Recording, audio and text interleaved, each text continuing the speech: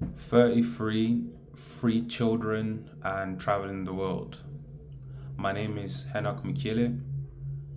Some of you may know me as independence coach from when I used to run the What's New Money group, coaching people on how to do business. I'm 33 now, and I'm currently living in Brazil. I used to live in South Africa and Costa Rica, and we also spent some time in Ecuador as well. And this is my comeback to YouTube. I would like to be raw and just honest. No theatricals, no equipment for now. Just speaking to whoever's out there listening on what it's like to live my lifestyle. A lot of people that I meet when I tell them what I do and just my family setup, they are quite shocked and they always ask me a lot of questions. So, what's it like traveling with three kids when you're not rich? It gets pretty real. And me and my partner, how do we maintain our relationships? And yeah, this is what this channel is about, talking about the imperfections and also the blessings that come with being a traveling family, what it's like to have kids in 2026, what it's like to have three kids, especially as a black man. And this is not to garner, how can I say, I'm not doing this to garner any sympathy, but I'm doing this to see if there's other people out there that are breaking the mold, to see if there's other people out there that are challenging the norm and accepting our fate. You know, the economy is forcing a lot of us to think outside the box when it comes to our lifestyle and what it is that we choose to do with our lives. And when it comes to our children, for those of you who have kids, how do we raise them in a world where things are changing so fast without being too fearful, but also being careful? That's the life I'm living. And my aim is to connect with those people and say, hey man, you're not alone. I will be keeping my family as private as possible, but I will be referring to them, and if the opportunity comes, I'll be more than happy to put them on camera. But for now, this is about me and anyone out there, men or women, that are facing family life in 2026 and figuring it all out. So, a bit more about myself.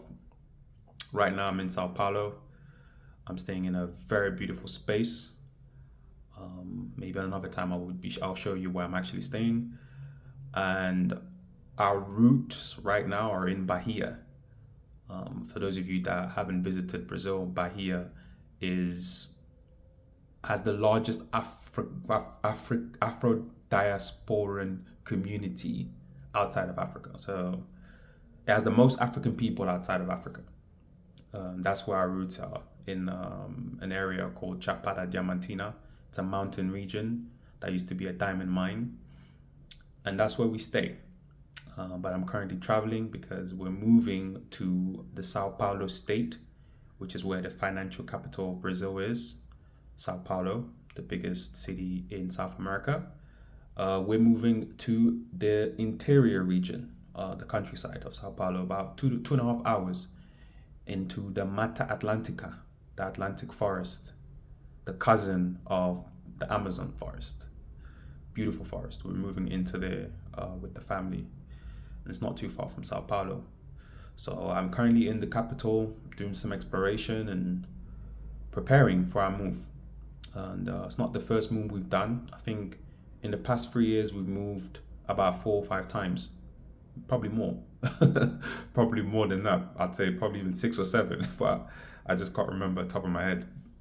So we're quite used to moving around. And for anyone that's looking to travel with their family, I would say that it's worth it.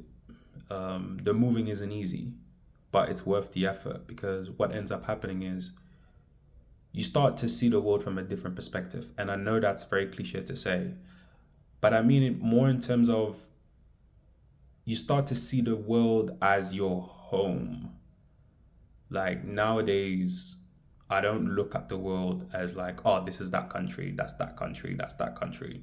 Yes, we have visa and immigration, and yes, we have to earn money in order for us to pay rent and all of that. I'm not talking about that, but there's like a deeper layer of understanding that wherever you plant your feet, you have the birthright to be there. Now, humans have created passports and borders and all these rules on top of it, but if you strip it all away, we are all on this planet together.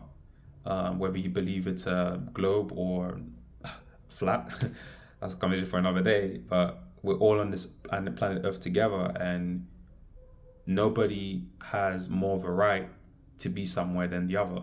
You know, we can all move around and experience the desert, the abundance of the forest, the tranquility of the mountains, the busyness of the cities. We all have the right to do that, you know? The stillness of Antarctica, whatever, you know, like wherever you want to be, you have the right to be there because we all came down here from another place. So I would encourage it. But on the other side, there are also difficulties that come with it. So right now, I am scoping out a few things and, you know, keeping my eyes open because when the family comes to join me in Sao Paulo and we go into the Atlantic forest, I'd like to at least know as much as possible about the environment, about the people, about where we can get resources. So Sao Paulo has pretty much everything. But if you want to get things at a decent price, you have to, you know, look for it. You have to shop. It's not a cheap city and it's not a cheap country.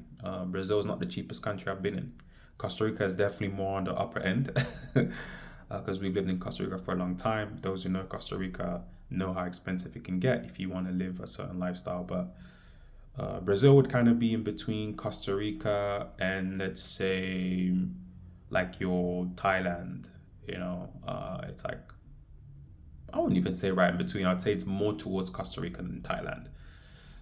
So in Thailand, you can have a decent breakfast for $150, $1.50, you know, $2. In Costa Rica, you might have to pay more, you know, like $10, $12 to get decent breakfast, like, you know, good breakfast, quality breakfast. And in Brazil, you'll end up paying 7 or 8. So it's more towards Costa Rica than it is towards Thailand when it comes to, you know, your day-to-day life. But if you know how to shop and you make your contacts and you know where to go, you can find quality things at a decent price. You just have to know where to go. So, for example, I've got a few things here actually. This could be the first video. So I have here, this is Dengo. All right, this is Dengo. And Dengo is a high-end chocolate brand because I eat a lot of cacao and sometimes I eat 100% cacao. Okay, so like I eat the real deal, 100% cacao, no sugar, just the cacao mass, right? I like it because it provides me with all the nutrients for me to function. Because cacao has, I think, over 93 nutrients or stuff, something like that. I don't know the exact number, but it's highly nutritional. So I eat it on a day-to-day basis just to maintain. And I just bought some. This is more of the you know, premium manufactured, and there's things added to this. This is not 100%, but I bought it as a gift for someone from Dengo. I bought about 200 grams and it's mixed with, if I'm not mistaken, it's mixed with cupuaçu. So cupuaçu is a Brazilian nut and the cacao is mixed with cupuaçu and sugar. It's really good, really nice, well made, smooth, very flavorful. And the cacao is from Bahia, where I'm staying. And I probably paid about half the price of what I would have paid in your London or in your Costa Rica, in more of your high end places. I paid about half the price for that in Sao Paulo because, that's what people pay for it, in Dengo. So that was good. I was quite happy about finding that, and that's definitely a place I would go back to if I want to get, more of your luxury type of chocolate. But then I do also have a 1 kilo bar of just straight up cacao, 100% cacao. 1 kilo bar of straight up cacao, and I paid like $60 for that. And I can do with that what I please. I can put it in a smoothie. Sometimes I eat it raw with some dates. And for that 1 kilo, I paid, yeah. Did I mention I paid $50? So I didn't pay that much for it. $50 is very cheap for 1 kilo of 100% cacao, handmade, organic. So that kind of just shows you that what you can get when you shop in places like Brazil and places like Costa Rica. You can't get that. And I also have here some organic soap. I like to use soap without chemicals, and my family also likes soap without chemicals.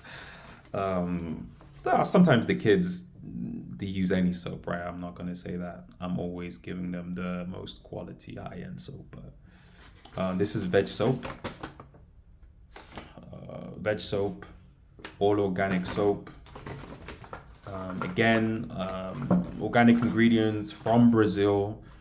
Brazil has a lot of raw material. That's the good thing because of the Amazon forest, and they have different types of nuts that they use for their body butters.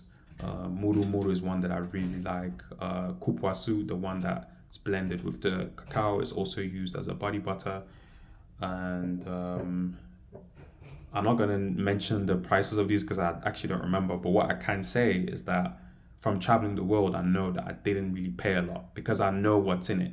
Most people don't actually check the ingredients like that, or they're not educated enough on the ingredients of these things. But when you actually educated on it, on what's actually in it, you know what's worth what, right? And like for the ingredients that are in this and knowing where it comes from, knowing that it's organic, knowing that there's pretty much no chemical mixed in it, because companies take shortcuts. They use chemicals because it's cheaper and to take a shortcut.